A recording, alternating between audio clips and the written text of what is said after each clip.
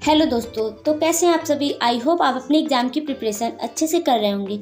तो आज हम आपके लिए एक मोस्ट इम्पॉर्टेंट टॉपिक जो कि है कॉम्पटन इफेक्ट, यह आपके एग्जाम में हर बार पूछा जा सकता है, चाहे तो आप पेपर उठाकर देख सकते हैं। तो विदाउट वेस्टिंग टाइम आइए देखते हैं कि कॉम्पटन इफेक्ट क्या है। तो इसकी discovery it was discovered by Arthur Holly Compton in 1923। मतलब इसकी डिस्कवरी आर्थर हॉली कॉम्पटन ने 1923 में की थी। यानी कि आप इमेजिन कर सकते हैं, जब अल्बर्ट आइंस्टीन ने अपना स्पेशल थ्योरी ऑफ रिलेटिविटी दिया था, जस्ट उसके बाद 1905 में उन्होंने अपनी थ्योरी दी थी और फिर उसके बाद कॉम्पटन ने अपना इफेक्ट दिया था।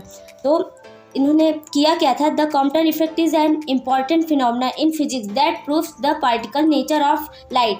कॉम्पटन इफेक्ट से यह बिल्कुल क्लियर हो जाता है, क्लेरिफाई हो जाता है कि जो लाइट है उसमें पार्टिकल का भी नेचर पाया जाता है। इसके पहले सारे साइंटिस्ट में विवाद रहता था, कोई नेचर मानने के लिए तैयार नहीं, मतलब कोई पार्टिकल मानने के लिए तैयार नहीं था, कोई वेव मान रहा था।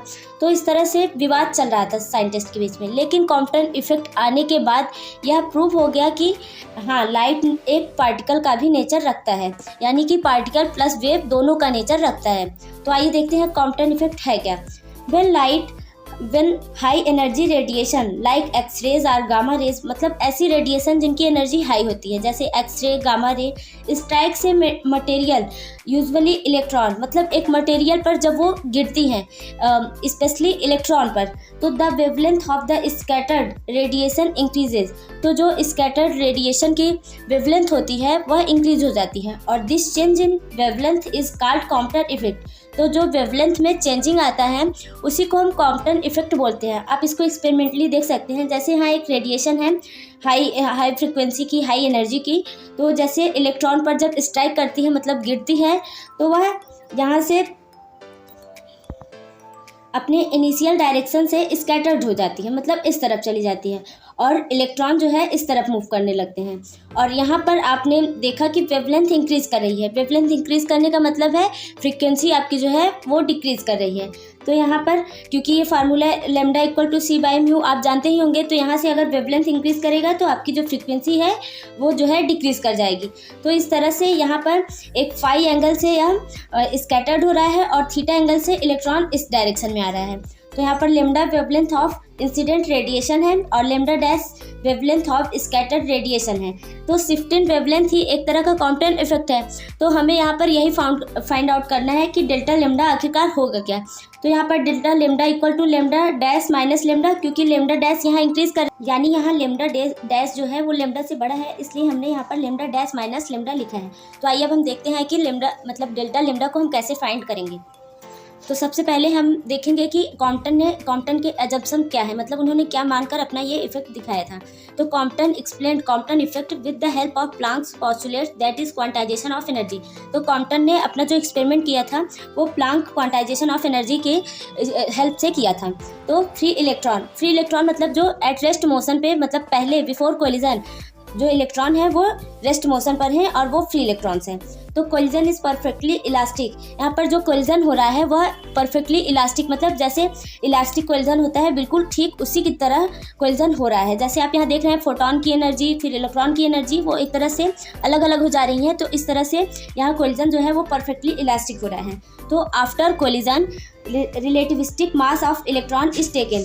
जब कोलिजन हो जाता है, मतलब जब इलेक्ट्रॉन से टकरा जाते हैं फोटोन, तो वहाँ पर जब मास जो हम लेते हैं वो रिलेटिविस्टिक मास लेते हैं, जिसकी वैल्यू होती है m0 अपान √1 minus v² upon c²।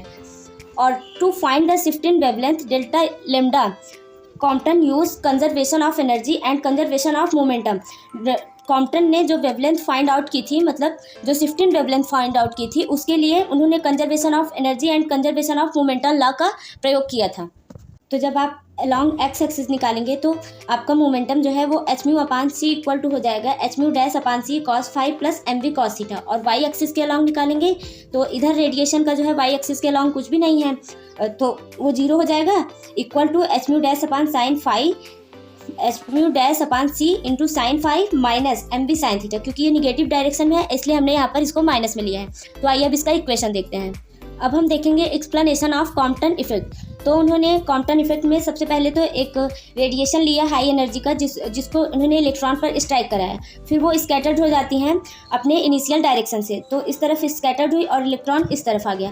Before collision electron जो आपका था वो एट रेस्ट मोशन पे था, मतलब उसकी वेलोसिटी जो है वो 0 थी, फिर उसके बाद उसकी वेलोसिटी v हो जाती है और ये फाई एंगल से स्कैटर्ड होता है और इलेक्ट्रॉन थीटा एंगल से अपने मतलब इस डायरेक्शन में रिकॉइल होता है। तो यहाँ पर आप देखेंगे जो आपकी म्यू डैश है, मतलब फ्रीक्वेंसी मैंने आपको पहले बताया कि वो डिक्रीज हो रही है, तो म्यू डैश की वैल्यू हो जाएगी म्यू से छोटी। और यहाँ पर जैसे पहले एनर्जी एच म्यू था, क्योंकि इसके पहले भी मैंने आपको बताया था कि रेडिएशन जैसे इन्होंने प्लांक क्वांटम हाइपोथेसिस का यूज़ किया है, तो जो फोटॉन्स होते हैं उनकी जो एनर्जी होती है वह एच म्यू के इक्वल होती है।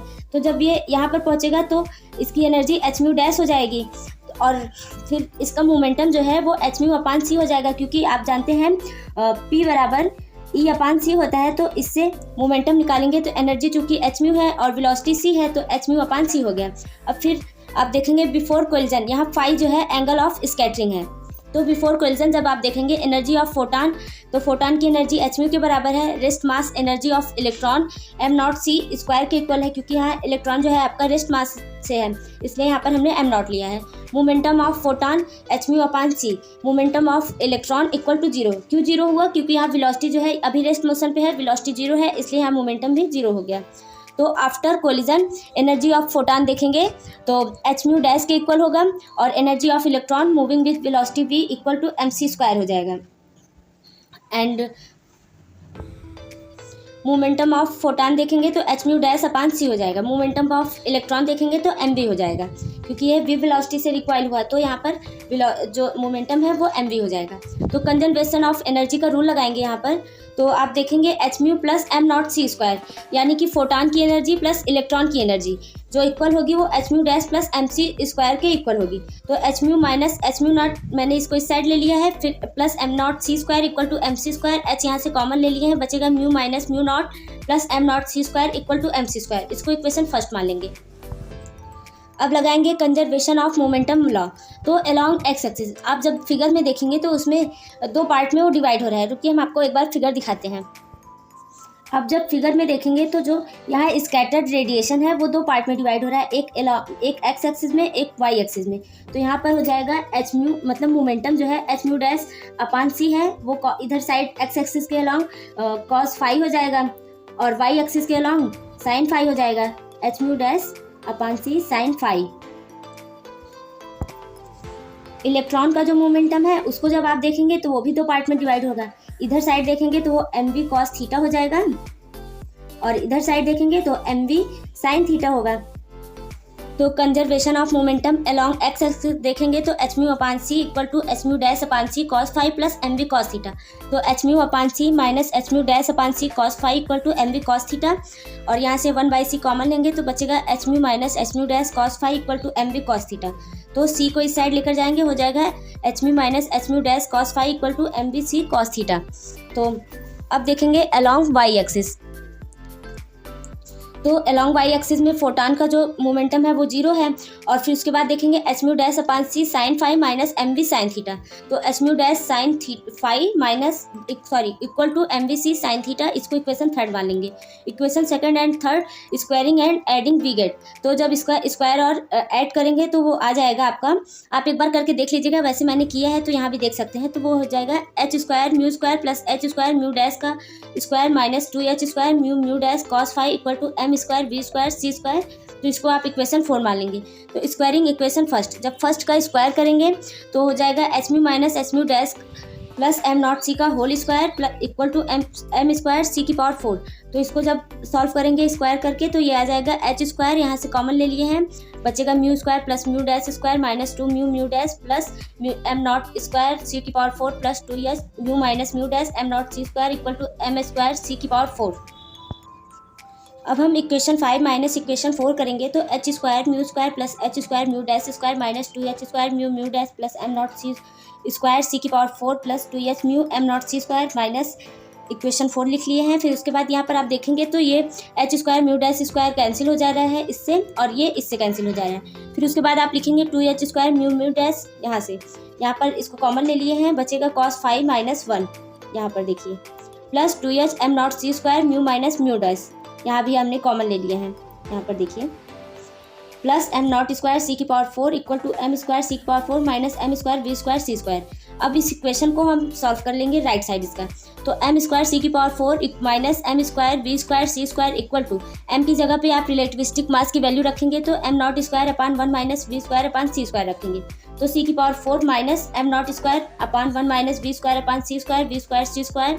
एम नॉट स्क्वायर सी की पावर 4 आप यहाँ से कॉमन ले लिए हैं, बचेगा 1 minus V square upon C square minus हमने यहाँ सी की पावर 4 कॉमन लिया है तो यहाँ सी स्क्वायर ही है तो यहाँ पर डिवाइड कर देंगे minus V square upon C square upon 1 minus V square upon C square. तो ये हो गया एम नॉट स्क्वायर सी की पावर 4 और ये हर समान है इसलिए हर को एक बार लिख लिए हैं 1 minus V square upon C square, ऊपर लिख लिए हैं 1 minus V square upon C square. तो ये दोनों कैंसिल हो जाएगा, बचेगा एम नॉट स्क्वायर सी की पावर 4। अब am not C square C की पावर 4 को इक्वेशन 6 में रख देंगे तो आ जाएगा 2h square mu mu dash cos 5 minus 1 plus 2h M not C square mu minus mu dash plus M nought square C की power 4 equal to M nought square C की power 4। तो ये दोनों कैंसिल हो जाएगा और ये हो जाएगा 2h M not C square mu minus mu dash minus 2h square, इसको हम इस साइड लेते आए हैं तो यहाँ पर 2h कैंसिल हो जाएगा, बचेगा म्यू माइनस म्यू डैश अपान ये जो बच रहा है इसको यहाँ लेते आए हैं तो आ जाएगा mu minus mu dash upon mu mu dash equal to H upon M not C square 1 minus cos 5। तो यहाँ पर आप इसको लिख सकते हैं 1 upon mu dash minus 1 upon mu equal to H upon M not C square. तो यहाँ से हो जाएगा 1 माइनस कॉस 5 तो सी अपान म्यू डैश यहाँ पर सी का मल्टीप्लाई कर दिए हैं तो इसको लिख सकते हैं इस तरह से और सी यहाँ से कैंसिल हो जाएगा, आ जाएगा इसको आप लिख सकते हैं lambda dash minus lambda equal to H upon M not C 1 minus cos 5। तो यहाँ से आप फाइंड कर लिए डेल्टा लेमडा की value H upon M not C 1 minus cos 5। तो यहाँ पर इसको H upon M not C को आप लेमडा सी के रूप में लिख सकते हैं जिसको कॉम्पटन वेवलेंथ कहा गया है जिसकी वैल्यू होती है 0.0242 एंगस्ट्रॉम। तो इस तरह से ये रहा कॉम्पटन इफेक्ट। आपको ये लेक्चर कैसा लगा हमें कमेंट बॉक्स में ज़रूर बताइएगा और इस लेक्चर को आप अपने दोस्तों के साथ क्लासमेट्स के साथ ज़रूर शेयर कीजिएगा क्योंकि ये एग्जाम के बेसिस से मोस्ट इंपॉर्टेंट है। Bye bye and take care, thanks for watching this video.